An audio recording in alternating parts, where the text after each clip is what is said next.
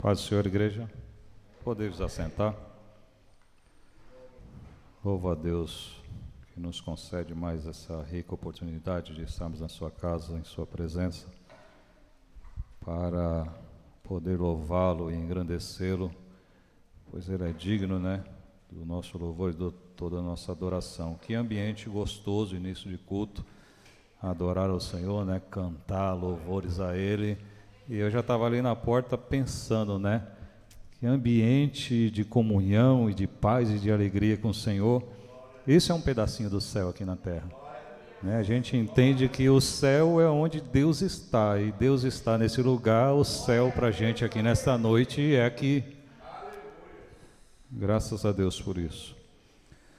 Meus irmãos, nós vamos continuar, como o pastor disse, falando sobre as últimas coisas, Hoje nós vamos estudar juntos aqui sobre a vida futura, tanto a vida do justo, o destino dos justos, quanto o destino dos ímpios. É claro que a gente, através da Bíblia, a gente tem uma noção, de como serão as coisas, mas exatamente só quando a gente chegar lá, Só quando a gente estivermos lá. Nós estudamos aqui semana passada que próprio Daniel, teve coisas que ele não se atreveu a querer dizer como era, não se meteu a tentar esclarecer mistérios que Deus nos revelou. Paulo também tem coisas que ele fala que não é o momento, Então a gente vai caminhar aqui junto com Meyer Pearman, um livro bastante edificante. A gente pode ver que Meyer Pearman, ele escreveu o livro, Conhecendo as Doutrinas Bíblicas, de uma forma bem simples, uma forma simples que se torna complexa, porque a Bíblia é riquíssima. Então, a gente, num assunto desses aqui, a gente tem assunto, conversa aqui para falar até Jesus voltar. Isso é muito gostoso. Quando a gente começa a falar de Jesus, a gente não para. Os irmãos já tiveram, essa experiência de conversar com o irmão, com o amigo. Quando você vai ver, já passou a hora, o bule de café, a garrafa já acabou, e aí o assunto vai e acaba se despedindo, e aquele ambiente gostoso. Eu creio que no céu também vai ser assim, Muito bom, vamos conversar e vamos falar com o próprio Jesus. Vamos aprender diretamente com Ele. Como nós vamos ver aqui, algumas questões ou muitas questões serão esclarecidas lá na glória. Vamos ver primeiro aqui com esse estudo de hoje do Antigo Testamento, a perspectiva, o entendimento do povo do Antigo Testamento, como eles enxergavam, como eles criam, como eles esperavam o que ia acontecer, na vida futura no Antigo Testamento. Os irmãos lembram que a gente fala sempre aqui, da linha, da progressão, da revelação. No Novo Testamento é uma ótica, um entendimento. No Antigo Testamento, um pouquinho antes, um entendimento um pouco diferente. E a gente vai perceber conforme a gente for caminhando aqui juntos. Então a gente lembra, da revelação progressiva, que a gente não consegue acompanhar Deus, e se fosse para Deus falar tudo que eu tenho para saber, ou que a humanidade tem para saber, num momento só, seria perdido, porque não cabe, a gente entender. Então Deus vai revelando aos poucos, com o passar dos séculos, a sua obra redentora. A obra redentora de Cristo exerceu grande efeito sobre nossa relação com a morte e com a vida. Então, na cruz, Cristo, ele mudou, a vida, a nossa vida antes e o depois. Jesus na cruz, ele mudou tanto o presente quanto o passado e o futuro na cruz, no seu sacrifício ali. Então ele mudou a perspectiva de morte e de vida dos seres humanos. Cristo aboliu a morte e trouxe luz à vida e à imortalidade. Vamos ver 2 Timóteo, capítulo 1, versículo de número 10.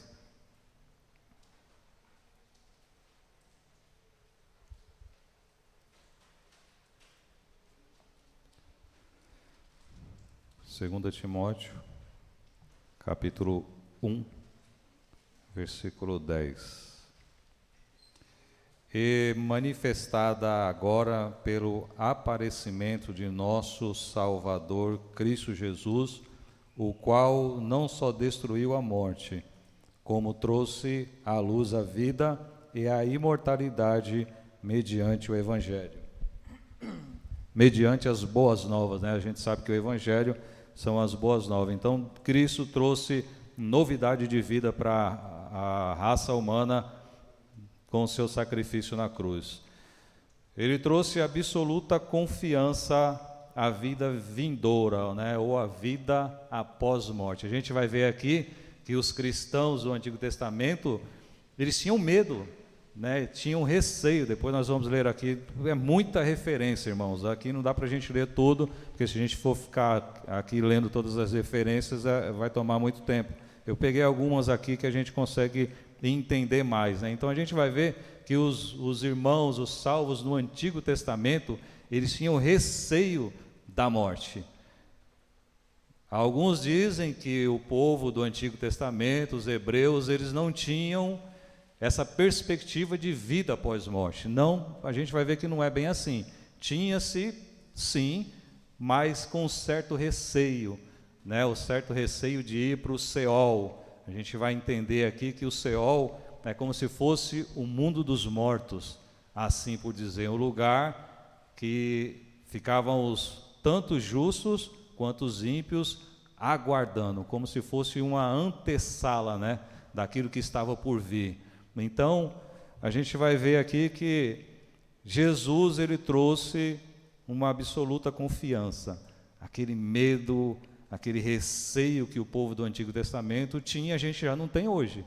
Quando a gente fala de morrer, de estar com Cristo, o pastor sempre fala aqui que velório de crente é coisa de louco, porque o pessoal canta, o pessoal se alegra, porque a nossa perspectiva em Cristo mudou, né? Cristo trouxe novidade de vida para nós. E aí, falando do Antigo Testamento, ele libertou os santos do Antigo Testamento do Seol, do estado intermediário. Então, como nós falamos aqui, a morte de Cristo teve efeito tanto no Antigo e no Novo Testamento, né? Jesus mudou tudo, mudou a história humana, né? Todo mundo hoje, a gente escreve e fala de história nos livros de histórias, lá tem que ter antes de Cristo e depois de Cristo. Quando a gente conhece Cristo, a nossa vida tem o antes de Cristo, é transformada, e o depois de Cristo. Na nossa vida eterna, fala-se de antes de Cristo e pós-Cristo. Tudo é Cristo na nossa vida e na humanidade. Não tem para onde correr, não tem outro caminho. Então, eu coloquei aqui alguns tópicos para a gente ver.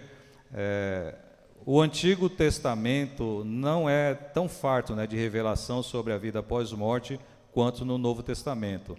Lá no Antigo Testamento, a vida após-morte baseia-se na relação entre o homem e Deus, né? Esse relacionamento de homem com Deus, criado imagem e semelhança. Então a gente vê essa ideia de pós-morte a partir daí, do homem ser criado imagem e semelhança de Deus, né? Deus, o onisciente, onipresente, o absoluto. Então o homem herda, né, essa ideia de vida eterna a partir de Deus. A capacidade de relacionar-se com Deus, tudo isso trazia expectativa de uma vida. Eles sabiam que tinha algo por vir, não tinha uma consciência plena, assim como nós temos, mas tinha sim algo, esperava-se algo sim. Não se acreditava, morreu, acabou. Alguns dizem, pastor, ele sabe bem, que alguns dizem que para o povo hebreu, né, o shalom deles o que era, o que se esperava do povo hebreu do Antigo Testamento, que o shalom, a paz, a plenitude para eles era saúde, relacionamento com Deus aqui na terra, saúde, uma família perfeita, né, os filhos perfeitos, prosperidade. A gente vê falar tanto aqui, né, a Bíblia é cheia de chuva que caía sobre a terra, dos alimentos, de paz, ausência de guerra, de prosperidade, de vida longa, e dizem alguns que isso era tudo para o povo do Antigo Testamento. E eles criam que morreu, acabou. E a gente vai ver aqui à luz da Bíblia que não, eles tinham sim uma expectativa de que a vida não terminava ali na sepultura. E o homem foi criado para viver e não para morrer. Ninguém nunca se conforma, né?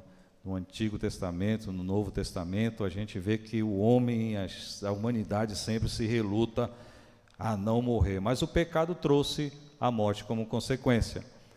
Morte imediata, que no aspecto físico, né? Morre a carne, que é a separação do corpo da alma. E a morte futura, que é a segunda morte, a separação de Deus, como nós já ouvimos falar aqui muitas e muitas vezes.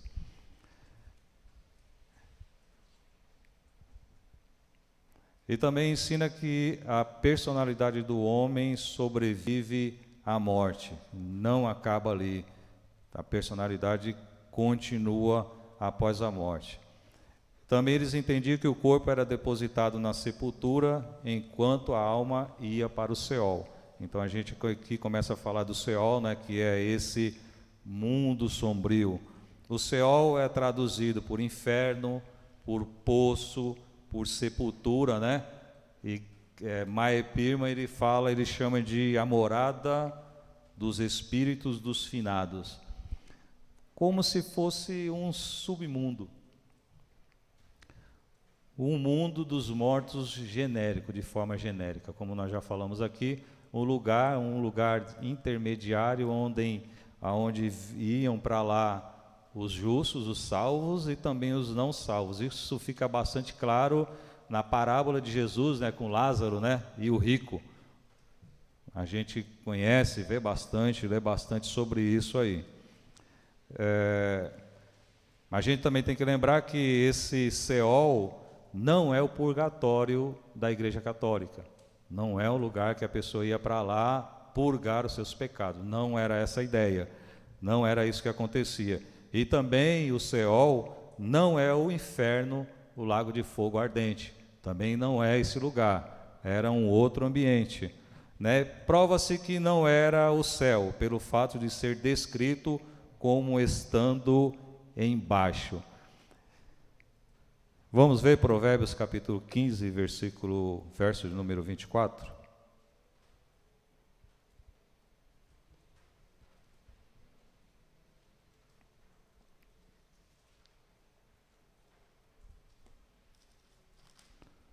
Provérbios 15, verso de número 24.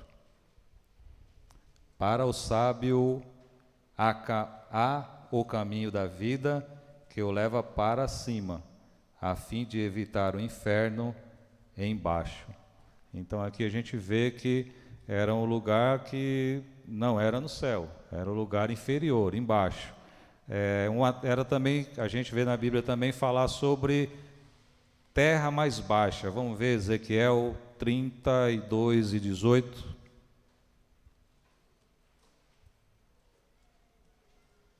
A gente vai maratonar um pouquinho a Bíblia aqui, irmãos.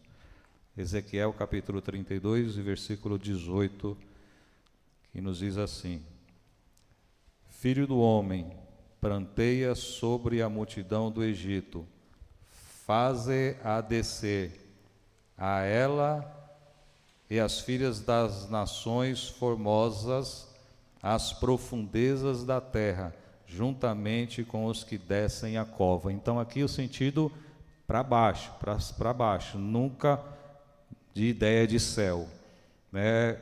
Também a gente vê que é tido como um lugar sem lembrança de Deus, como uma memória apagada de Deus, né, do homem em relação a Deus. Vamos ver Salmo 6 e verso 5.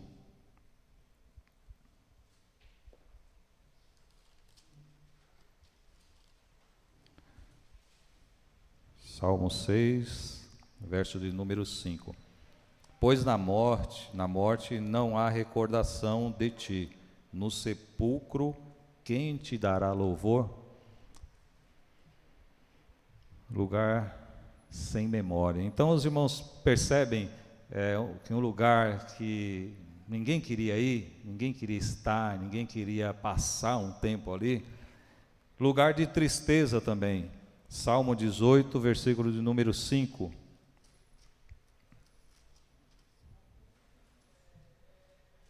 Salmo 18, verso de número 5. Cadeias infernais me cingiam, e tramas de morte me surpreenderam. Lugar de tristeza, de angústia. Também lugar onde de lá ninguém voltava. Jó 7, versículo 9.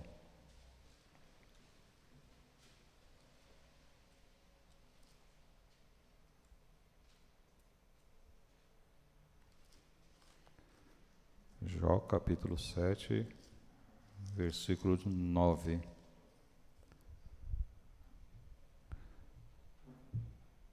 Tal como a nuvem se desfaz e passa, aquele que desce à sepultura jamais tornará a subir. Mundo das sombras. Essa era a perspectiva do Antigo Testamento. Meyer Pirmer, ele dá o seguinte exemplo, que era um lugar sombrio, que inspira receio. Alguns santos do Antigo Testamento receavam ir para esse lugar como uma criança entrar num quarto escuro. Lembra quando a gente era criança, ou seu filho, ou seu neto, criança tem medo, né, do escuro. A Elisa mesmo em casa, ela não vai para a sala se não tiver alguém acompanhando. Se tiver a lâmpada apagada, ela tem medo do escuro. Então, essa comparação que ele faz dos antigos santos no Antigo Testamento, que era um lugar que inspirava medo, receio, escuridão, ausência, separação, mesmo que por um período de tempo, mas ninguém queria estar lá. Isso você já percebeu, você já viu que quando a gente é mais jovem, não sei os irmãos, mas quando a gente é mais jovem, a gente não gosta de velório, não é?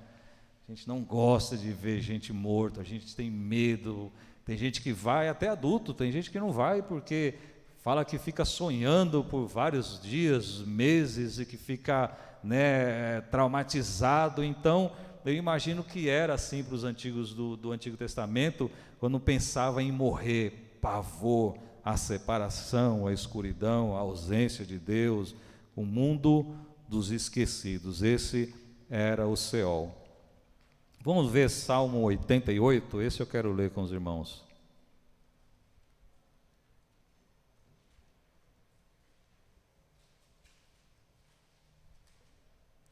Alguns versos apenas.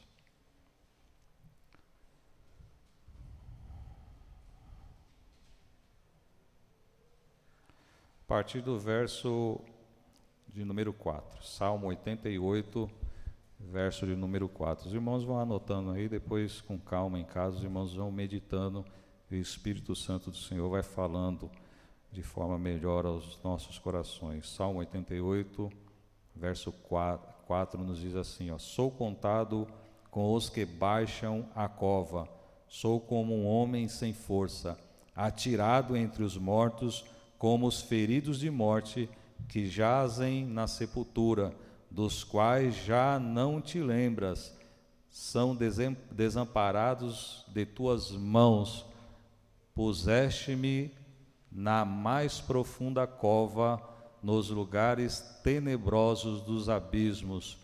Sobre mim pesa a tua ira, tu me abates com todas as tuas ondas. Então a gente tem uma ideia realmente de que era temido, né, o Seol, o lugar de desprezo, o lugar de esquecimento. Eu já falei que o céu era habitado tanto pelos justos quanto pelos ímpios, e eles eram separados por um abismo, né? A gente vê na conversa do rico com Jesus, né, pedindo, olha, pede para Lázaro pelo menos molhar o dedo e colocar na ponta da minha língua, e Jesus, os irmãos vão ver lá que Jesus fala, ó, tem um abismo, ninguém passa, nem de aqui para lá e nem de lá para cá. E aí, meus irmãos, no Novo Testamento, o termo Seol foi traduzido por Hades, né, com H, que significa o mundo dos mortos. Né? No Novo Testamento, a gente sabe que já foi escrito aí na língua grega, e a ideia que eles tinham, né, desse ambiente de morte era o Hades. Né? Se a gente for pesquisar, se os irmãos forem pesquisar lá na mitologia grega, né, esse Hades, ele é um deus grego lá, ele que dominava o submundo. Então, aí eles encaixaram esse termo, né, no grego, no Novo Testamento, por Hades. Mas com todo esse pesar, meus irmãos, com todo esse medo, esse receio do Seol, no entanto, os salvos do Antigo Testamento não estavam sem esperança. Eles criam que o povo de Deus seriam redimidos do Seol. Salmo 16 e verso 10.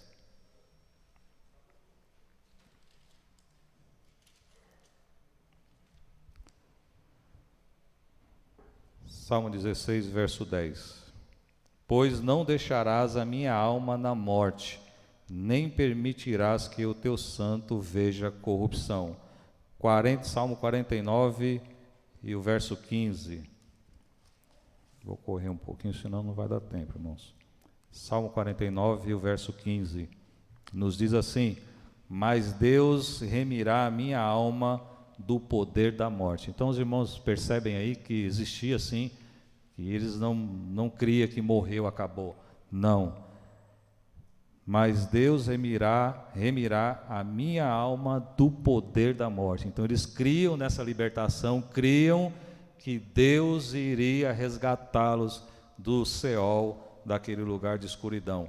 A doutrina da ressurreição, para a gente encerrar aqui a parte do Antigo Testamento, a doutrina da ressurreição dentre os mortos é claramente exposta no Antigo Testamento. Para encerrar esse assunto, vamos ler Daniel, capítulo 12, versículos 1 e 2.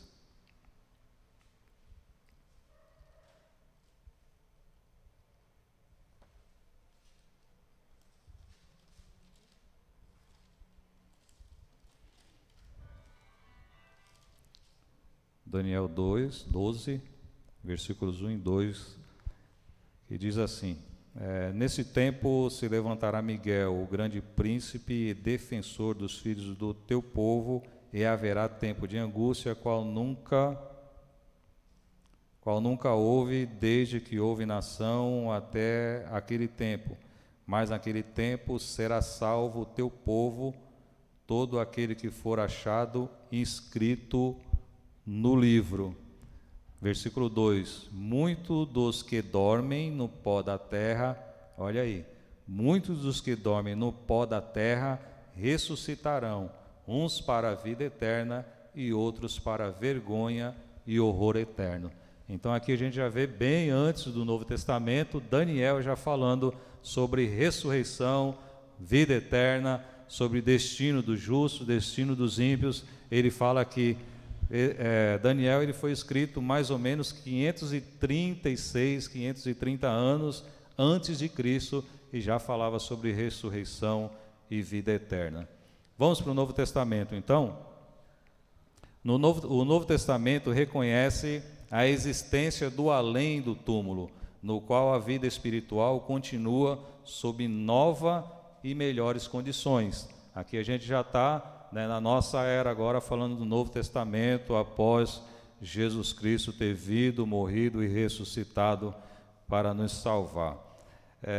Na vida presente, aquele que crê em Cristo já tem a vida eterna, já passou da morte para a vida. João capítulo 36, 3, João 3 e versículo de número 36.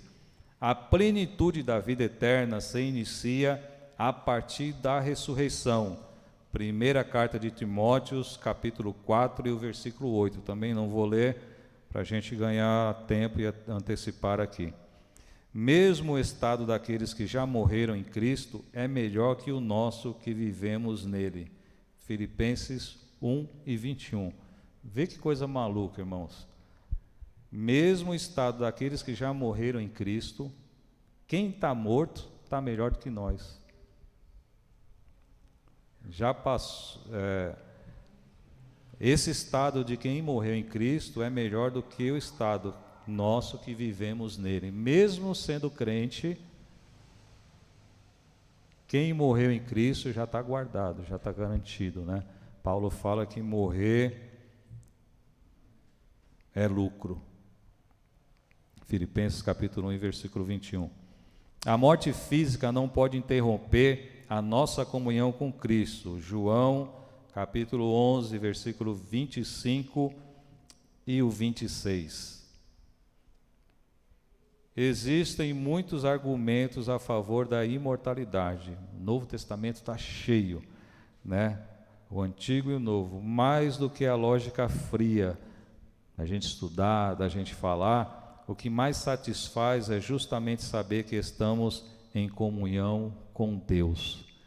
Isso é o que mais importa. É como, né, eu ouvi aqui falar nessa noite, como será? A gente não pode afirmar, mas o melhor é saber que estamos em comunhão com Ele, independente se ser de um jeito, se for do outro, se for da perspectiva de uma linha pentecostal ou não pentecostal, independente do que for, o mais importante é estarmos conectados com Ele. Nessa vida presente e na vida futura, o melhor é isso. É saber que onde Cristo estiver, onde Cristo está, nós estaremos com Ele. Isso é o que basta, isso é o que satisfaz a vida do crente, do salvo, daquele que caminha, daquele que crê, daquele que espera na promessa, quando Cristo falou, um dia eu volto para buscar vocês, e onde eu estiver, vocês estarão comigo. Isso é o que mais importa, isso é o que mais, é o que basta para nós, já é o suficiente. Deus, depois de uma vida inteira de comunhão com Deus aqui na terra, no final de nossa vida, no leito de morte, não existe término da comunhão, mas sim início de uma nova comunhão com Ele, e muito mais íntima, e agora uma comunhão concreta. Nós o veremos face a face, assim como Ele é. 1 Tessalonicenses capítulo 14, verso 4 a 18. Vamos lá?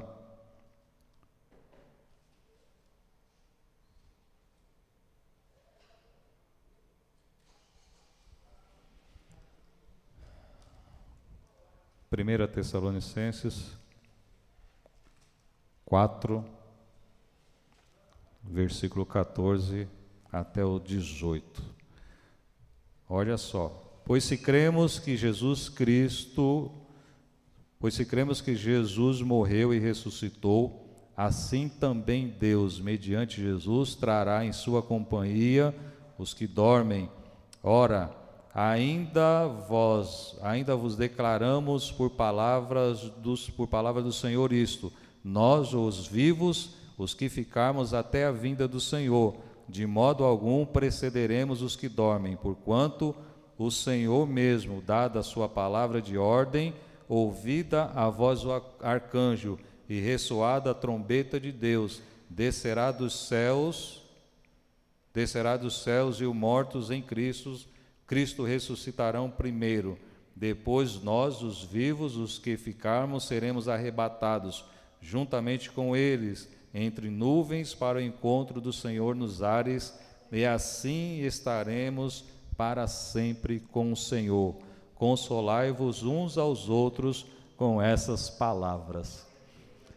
Irmãos, existe esperança mais maravilhosa que essa para o crente? Hoje à tarde eu estava meditando sobre essa ida nossa para a eternidade, independente de no dia estarmos mortos ou ainda vivos aqui, ou sermos a igreja do arrebatamento. Mas eu fiquei pensando em casa hoje, a gente, começa a meditar nas coisas de Deus, nessa questão do arrebatamento, da vida eterna, e aí você já pegou pensando, como será? Eu falei aqui, na quarta-feira passada, como será quando a gente chegar lá? Como vai ser essa maravilha? Aí eu fiquei pensando no seguinte: Da mesma forma que existe a expectativa nossa de como será o dia que eu pisar naquele lugar, conhecer aquele lugar. Você já teve a sensação de quando você viaja para um lugar que você nunca foi, num lugar de mato, no lugar de praia, num ambiente bem gostoso, quando você chega e pisa naquele lugar, você respira aquele ar, é uma coisa, né, que renova. Agora você imagina quando chegarmos no céu, qual é a tua expectativa? E aí eu fiquei imaginando, e os anjos, os seres, porque quem sabe de tudo é Deus, onipresente, onisciente, onipotente, Deus sabe de todas as coisas. E os anjos, qual a expectativa deles quando a igreja chegar lá? Quando esse povo salvo invadir o céu, quando tiver a festa, quando estiver a boda do Cordeiro, quando estivermos festejando, como será a expectativa dos anjos em receber nós, os salvos, os vencedores? Imagina, expectativa na terra, expectativa no céu, e quando chegar esse dia que nós chegarmos lá? Irmãos, não dá para imaginar. A mente humana é muito curta, é muito rasa para a gente imaginar esse encontro, né, de terra e céu, de seres humanos transformados e das miríades que habitam o céu esperando essa igreja.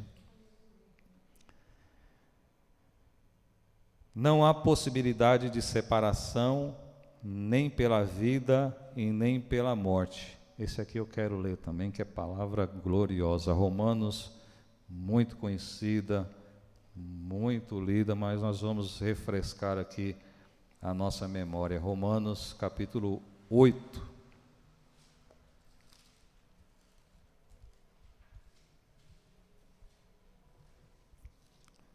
Versículo de número 38.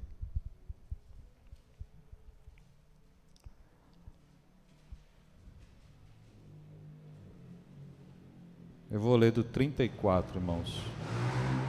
8, vamos ler do 34. Quem os condenará?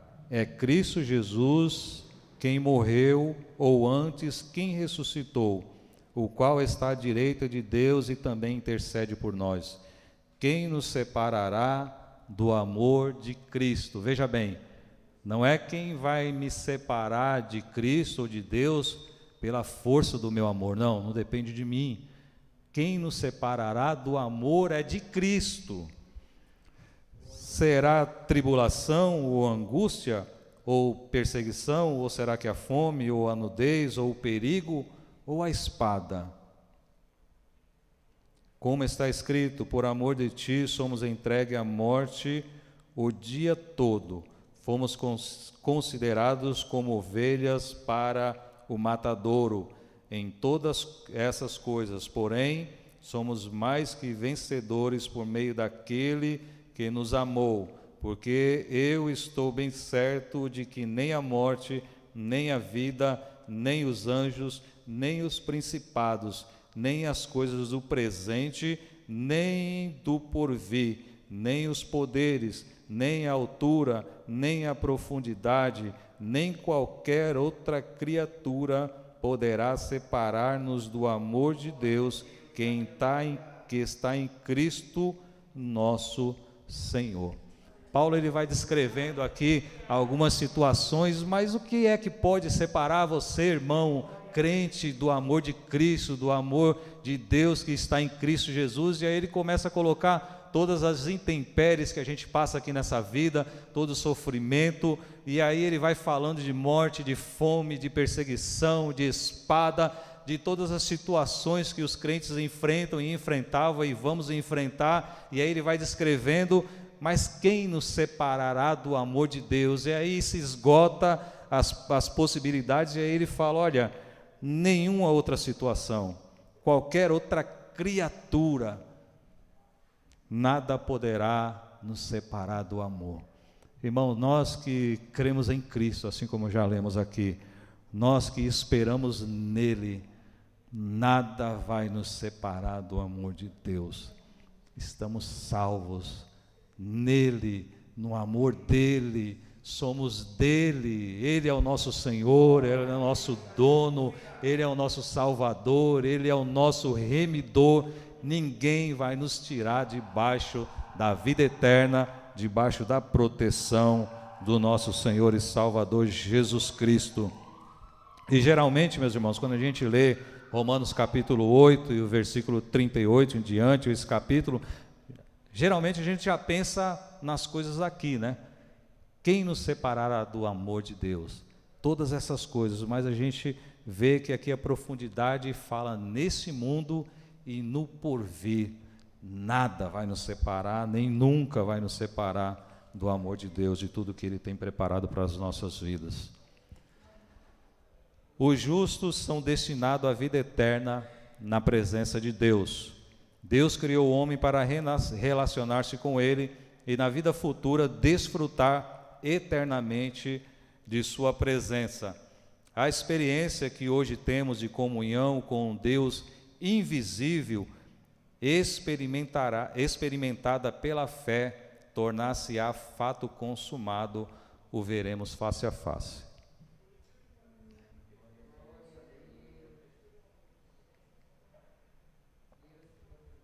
Como nós falamos aqui no início do culto, se aqui pela fé, sem conhecer Cristo pessoalmente, como no início do culto aqui, essa comunhão gostosa e maravilhosa, uma comunhão invisível, um ser pessoal de Deus que a gente não vê com esses olhos da carne, mas a gente sente na alma, no espírito, a presença dele. Se essa comunhão aqui já é maravilhosa, você consegue imaginar quando nós o vermos, estivermos com ele face a face? É inimaginável estando aqui ainda nesse mundo. Não tem como a gente tentar alcançar esse prazer que nos está reservado, mas nós o veremos face a face. Vamos falar um pouquinho sobre o céu. O céu descreve-se por vários títulos, né? Usa-se vários títulos, várias palavras para falar sobre o céu, né? Primeiro, paraíso, literalmente um jardim. A palavra paraíso significa um jardim. Eu lembrei quando o Kaique, nosso filho, ficou internado lá no museu, lá na Avenida Ipiranga, próximo do museu do Ipiranga ali. Vocês já viram aquele jardim? Estão até reformando agora, né? Mas você entra naquele jardim ali e você fica alucinado. A beleza total, aquele bem cuidado, plantas, flores. Quando você entra ali, é uma sensação de paz, de paraíso mesmo. Então, o termo paraíso remete, alude a isso mesmo, um jardim, mas um jardim perfeito, criado por Deus, lembrando-nos da felicidade e contentamento dos nossos primeiros pais, de conversação e comunhão com o Senhor. Então, quando a gente fala de paraíso, a gente lembra do jardim do Éden, o jardim, quando Deus colocou os nossos pais, Adão e Eva, tudo perfeito, tudo funcionava, e o melhor de tudo era que na virada do dia, o próprio Deus vinha ter com eles. Imagina, irmãos, a gente está no lugar e Deus vir falar comigo, com o irmão Paulo, com a irmã Renata, com o irmão Alex, com todos nós aqui. Dá vontade de ir para lá já. Dá vontade de orar, e Senhor, já me leva daqui, me leva, eu quero ir, eu quero já experimentar isso. Ter o privilégio de Deus chegar e falar: e aí, Paulo, como é que foi o seu dia? Eu estou aqui nas minhas palavras, né, parafraseando. E aí, como é que foi o seu dia? Qual o fruto, de que árvore você comeu? O que você gostou? E aí, o céu está legal para você? Tá bom? Imagina a gente saber do próprio Deus. Não dá para imaginar, não dá para falar, irmãos. Apocalipse capítulo 2 e versículo 7.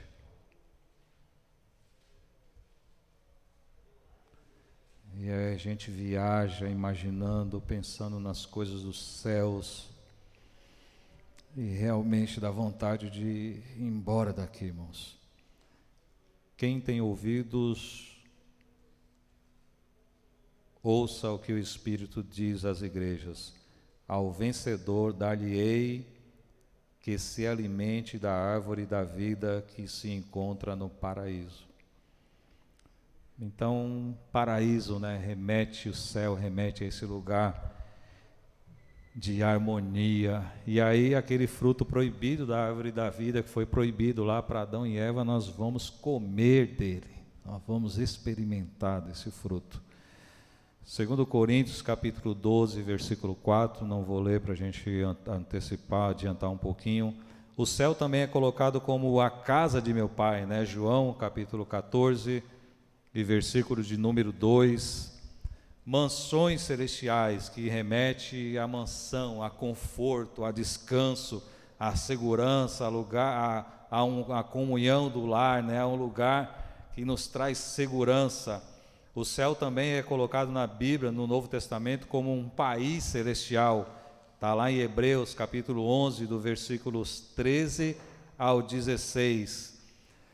Falando de país celestial, lembra, né, a caminhada de Israel para Canaã, a terra da promissão.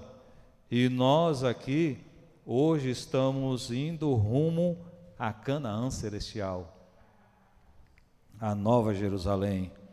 E também é colocado no Novo Testamento como uma cidade, sugerindo a ideia de uma sociedade organizada.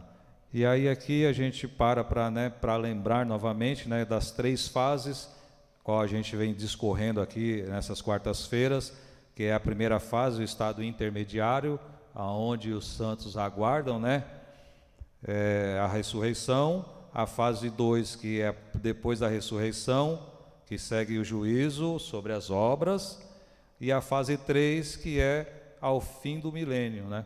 Depois da ressurreição, aí vem o fim do milênio, que descerá do céu a Nova Jerusalém. Vamos adiantar que tem muita coisa aqui, já é 9 horas, meus irmãos. O propósito final de Deus é trazer o céu para a terra. Vamos ver Deuteronômio, capítulo 11, versículo 21, olha lá, o Antigo Testamento, já Deuteronômio, já falando sobre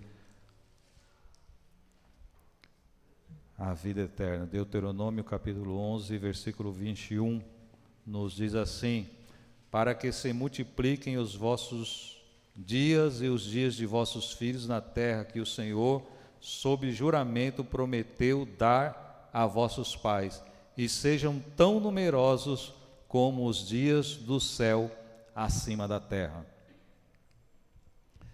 Deus em Cristo, na plenitude dos tempos, congregará todos nele.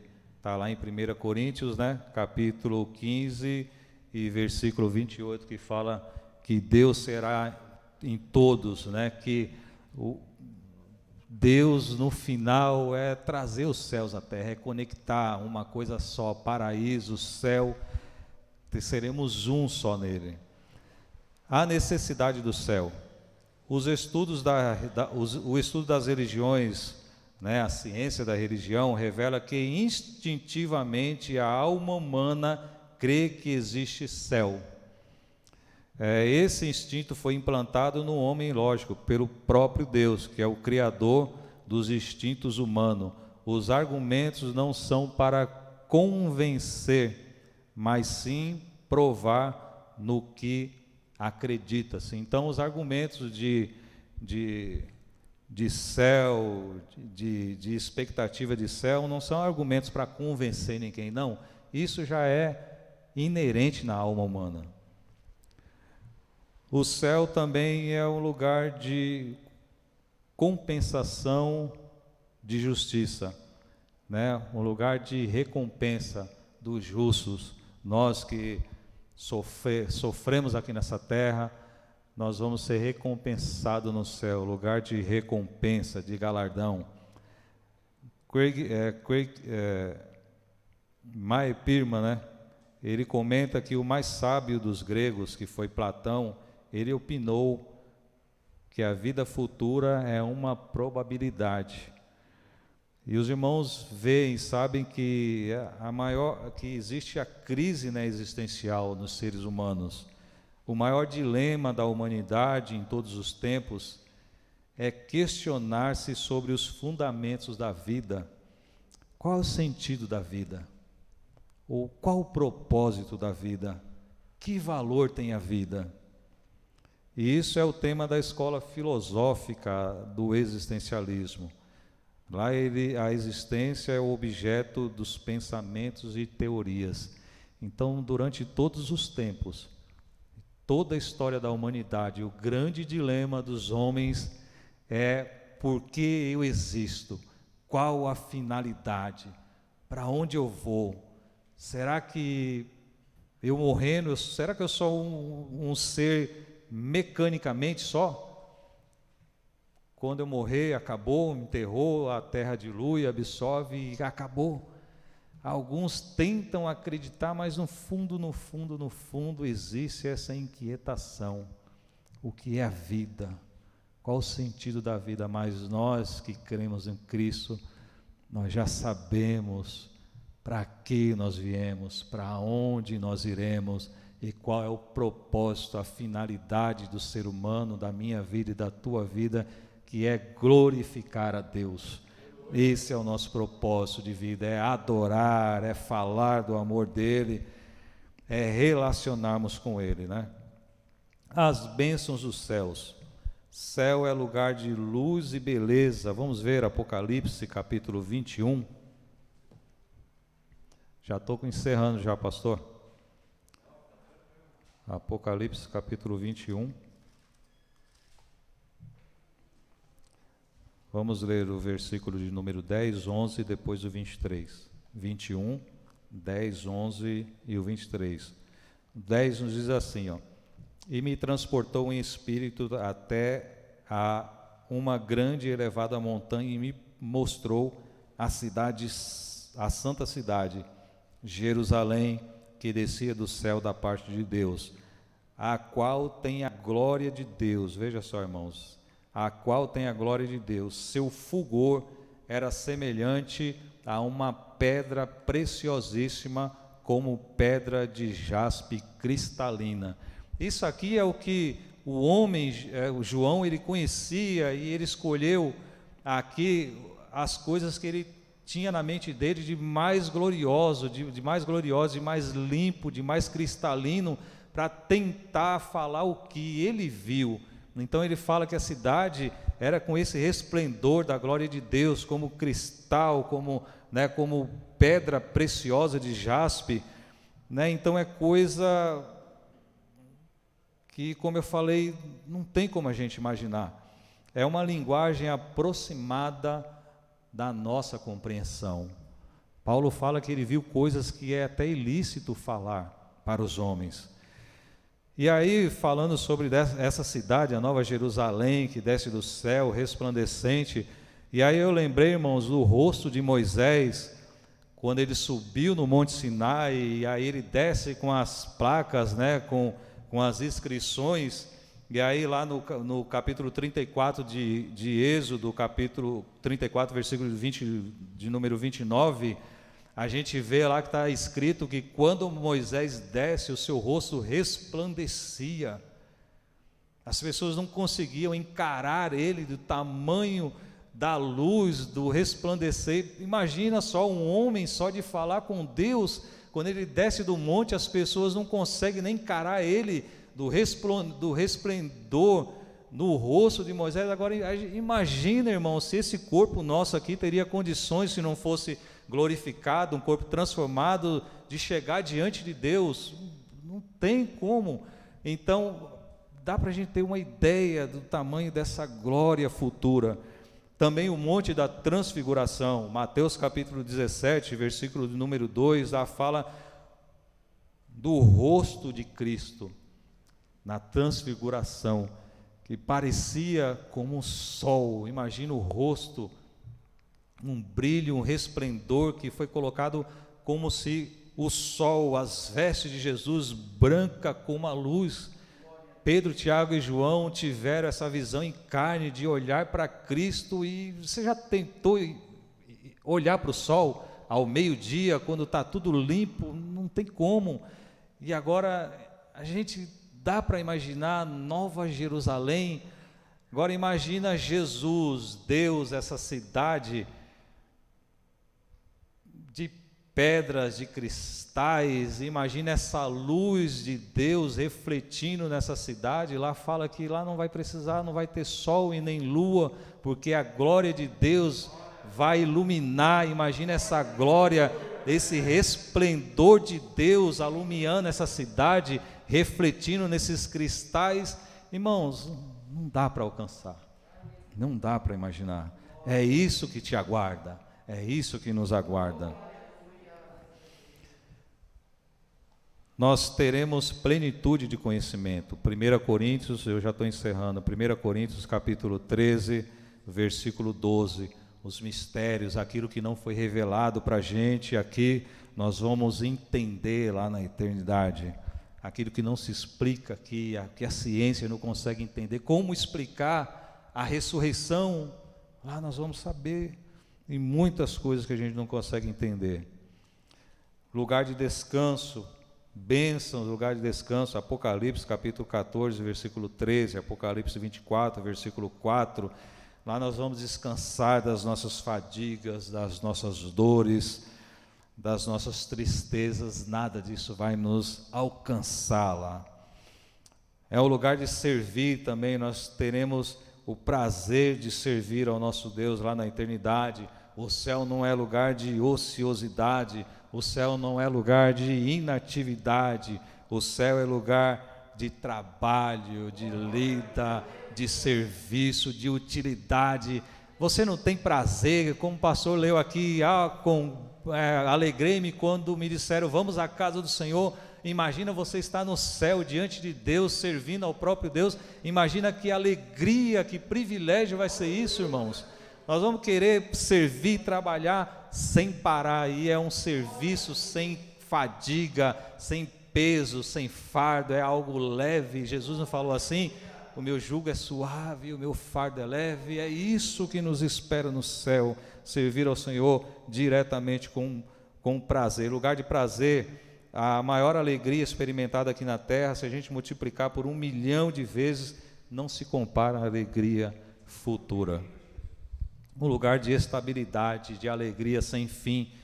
Você imagina que estiver lá no céu e só de você lembrar que um dia isso poderia acabar, já traria preocupação.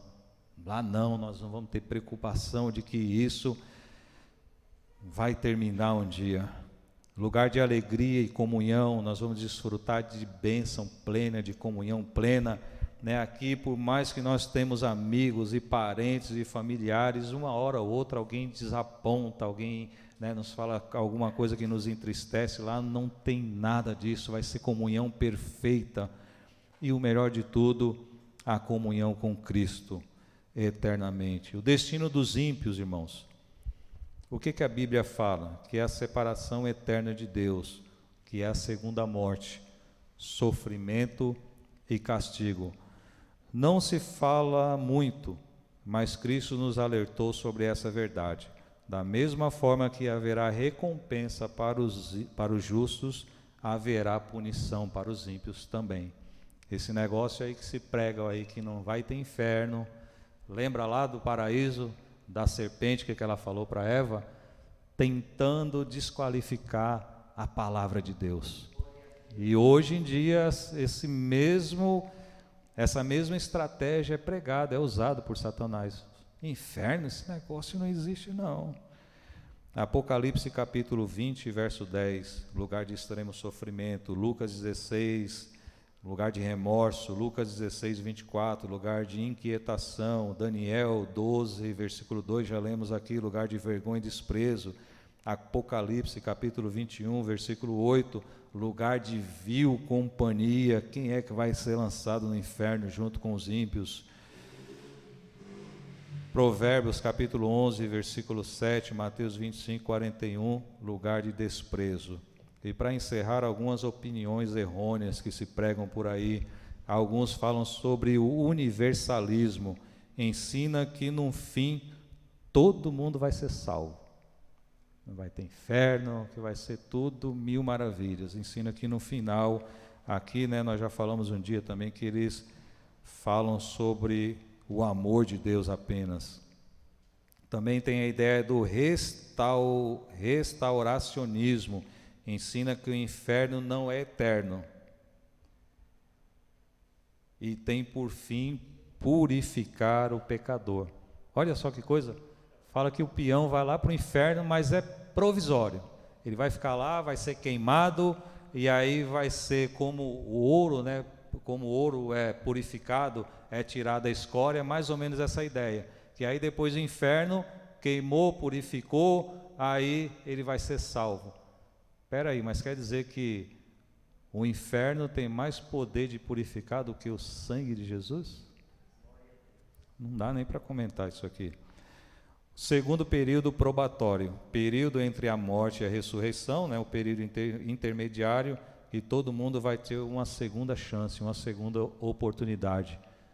Você quer esperar, pagar para ver essa oportunidade aí? Eu não quero, não quero. Aniquilacionismo, os ímpios serão aniquilados e destruídos. Morreu, pronto, acabou. Queimou, então não vai ter sofrimento eterno. Né? Mas isso aí ele se baseia em 2 Tessalonicenses, capítulo 1, versículo 9, né, que lá não tem nada a ver com isso. Lá é um sentido de destruição, quer dizer ruína, quer dizer que o indivíduo vai sofrer ruína diariamente, arruinado eternamente, não é de extinção, é de ruína, de ser arruinado, de sofrimento paulatinamente, diariamente. Amém, meus irmãos? Até aqui, pastor, eu agradeço a oportunidade, em nome de Jesus.